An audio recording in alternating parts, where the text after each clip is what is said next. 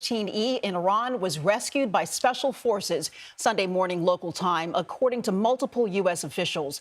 The second crew member, a weapons systems officer, was one of two people on board. Both airmen ejected. U.S. officials said the pilot of that aircraft was rescued Friday, a short time after Iranian forces downed the aircraft over western Iran. That pilot's condition has not yet been released. For more information on this breaking development tonight, we turn to CBS News national security coordinating producer James Laporta. He's a U.S. Marine veteran, infantryman, and veteran of the Afghanistan War. James, what are we learning right now about how this rescue mission came together and how the airman was ultimately brought to safety? Yeah, so this was really a race against time. From the moment that F-15 went down, it was a race for U.S. forces to try to retrieve both pilots. And separately separate from this event, there was another plane that went down on Friday. We had an A-10 that was shot down. That pilot ejected and was rescued, and he is safe. But from the moment this F-15 was shot down, it was a race. So combat search and rescue assets were launched, and they were able to recover the pilot of that F-15. However, they were not able to, as you pointed out, they were not able to rescue the weapons systems officer. The weapons systems officer, had been hiding with essentially no more than a pistol to defend himself for the last 48 hours. And so multiple U.S. military assets came into play, along with intelligence capabilities, cyber operations came into play, even our space assets came into play in order to rescue this American. Have we been told anything about the crew member's condition right now? Not at the moment. Only that they have been rescued.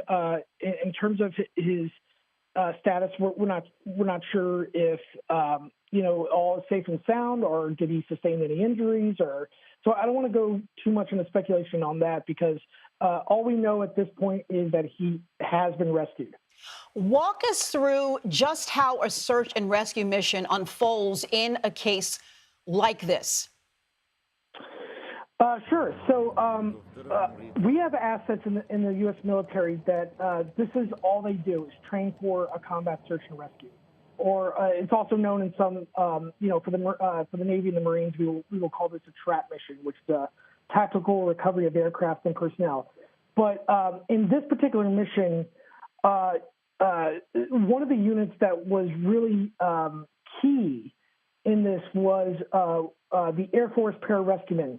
Air Force pararescuemen are sometimes known as the PJs, are special operation forces who are skilled not only in combat search and rescue, but are trained medical professionals. When I was in Afghanistan in 2009, serving with my Marines, it was the pararescuemen who would swoop in Black Hawk helicopters and save the Marines that I was serving with. They are really, their motto is so that others may live. They are really a self-sacrificing service. So when U.S. forces get into trouble. So what happens next? Yeah, go ahead. Yes. So when U.S. forces get into trouble, U.S. Air Force pararescuemen is really who you call. And so the moment that call goes out, immediate assets get launched, not only from the air, but separate from all that, a whole U.S. intelligence apparatus kicks in to geolocate you, to keep eyes on what potential enemy movements are. And that was the case at this point. There were Iranian forces moving into the area where this downed crew member was.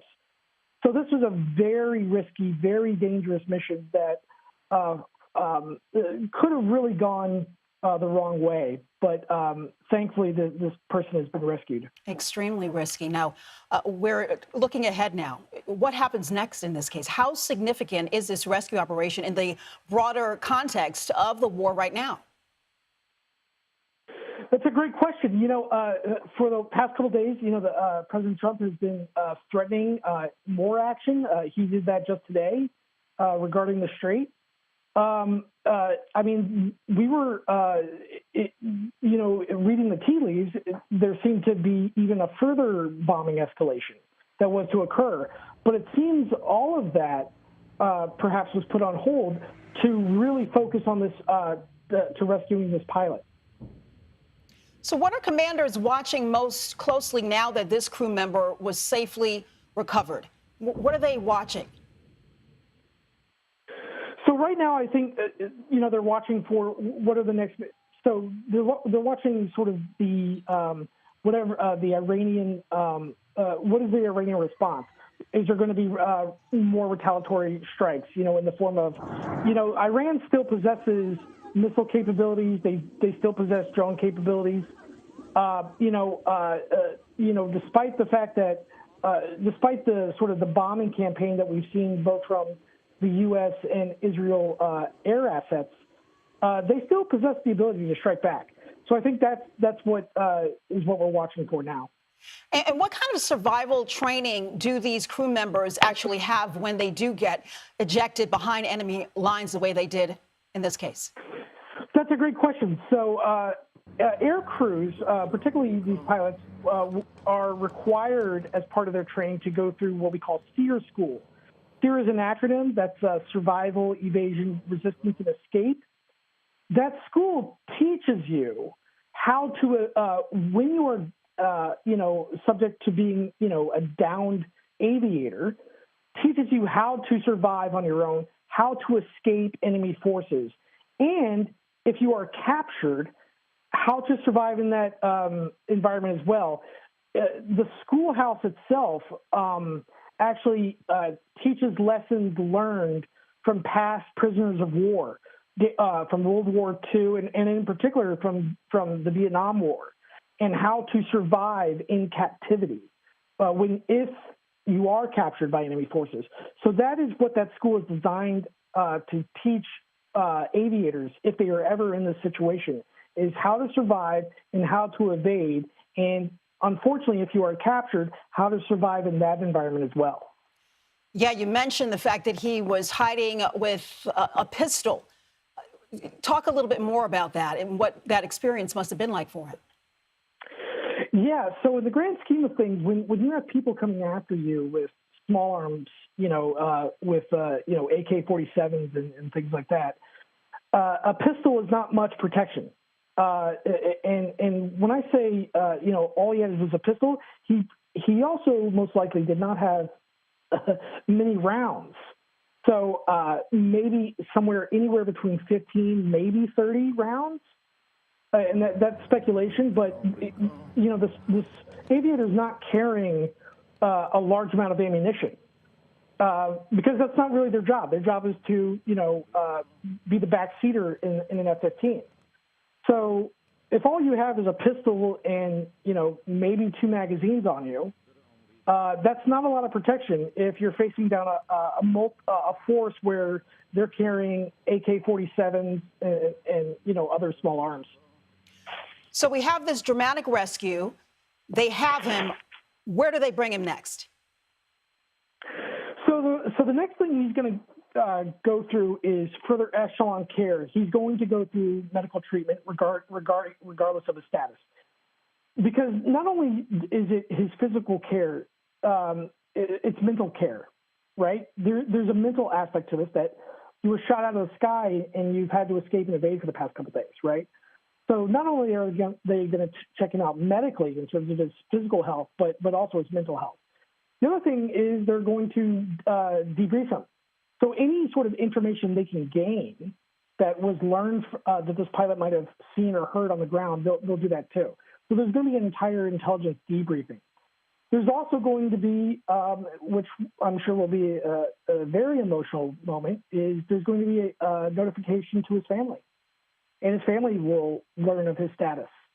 And so that is sort of the next, most immediate steps, is really sort of taking care of the service member as best as the U.S. military can, given the ordeal that they've gone through the past 48 hours. Certainly the best case scenario tonight from what we're hearing. Thank you so much, CBS News national security coordinating producer James Laporta. We appreciate the information that you've brought us tonight. Once again, this was a breaking news update out of Iran. The second American crew member from the downed F-15E in Iran was rescued by special forces Sunday morning local time, according to multiple U.S. officials. The F-15 went down during combat operations early Friday morning. The pilot was recovered shortly after the crash, but the second crew member had been missing behind enemy lines, triggering an urgent U.S. military search effort. But he's been found. Our coverage will continue on CBS News 24/7, your local news, and tomorrow on CBS Face the Nation. This has been a CBS News special report. I'm Carissa Lawson, CBS News, New York.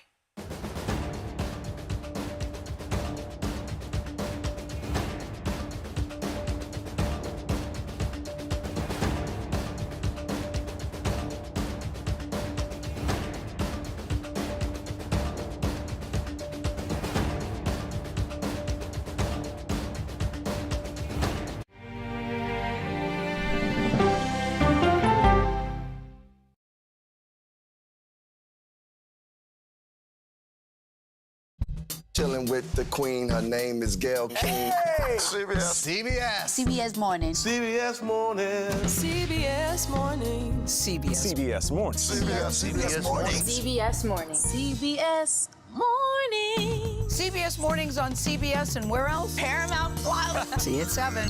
CBS Mornings. I want a mug. Yeah, good mug. It was almost like being face to face with the devil. 48 hours reports. I fought and fought. 911, what is your emergency? She disappeared off the face of the earth. Stream 48 hours, 24/7. I'm Major Garrett in Washington, inviting you to the Takeout. Politics, policy, people, and pop culture served up weeknights. What's on the menu? Plenty. The day's happenings with curiosity and formality and humor. It's serious discussion, but we do not take ourselves too seriously. Who is a better speaker, Mike Johnson or you? Oh, come on. Join me on the Takeout. Streaming right here on CBS News 24/7. Money Watch is your no-nonsense guide to taking control of your finances, where I offer practical, real-world advice with no jargon and no judgment. I'm Jill Schlesinger. Listen to Money Watch wherever you get your podcasts. Go to the ends of the earth. We'll hit the heights. A great adventure together. And reach for the stars. Star power. I like it. So cool. But wait, there's more. Experience thought-provoking, Something that's undeniable. With mindfulness. innovative, Magical. It's like being a child. and truly original reporting. How'd you do your research? I tell a good story. Because there's always something new under the sun on CBS Sunday morning. Why America's last best place is at risk. If the public land that you use were sold off, could you run your business? A stalker sends menacing messages to a young mother before she's murdered. They all just kind of said, I can't believe this happened. He did it. The stalker did it. There's a killer out there, and we're going to go after him. But the investigation reveals a sinister setup. I think his head is spinning, thinking about what else are they going to find. 48 Hours, now streaming on CBS and Paramount Plus. Politics isn't a game. When do consumers actually get to touch and feel a difference in their lives? Politics is about policy. So you would encourage Democrats to work with Donald Trump on an issue like health care? I'm a voracious consumer of information, and I'm impatient. I don't like to be spun. Do you know if there are active terror cells in the United States right now? To be moderator of Face the Nation means bringing the most powerful stakeholders to the table to become better informed. Tonight at the Vatican, Pope Leo led his first Holy Saturday Vigil. The solemn services inside St. Peter's Basilica mark the final day before Easter and what Christians celebrate as Christ's resurrection. Next on the CBS Weekend News, hitting the hardwood with the Harlem Globetrotters on their 100-year tour. But first, a look back at this day in history. On this historic occasion, I am happy to welcome the foreign ministers of the countries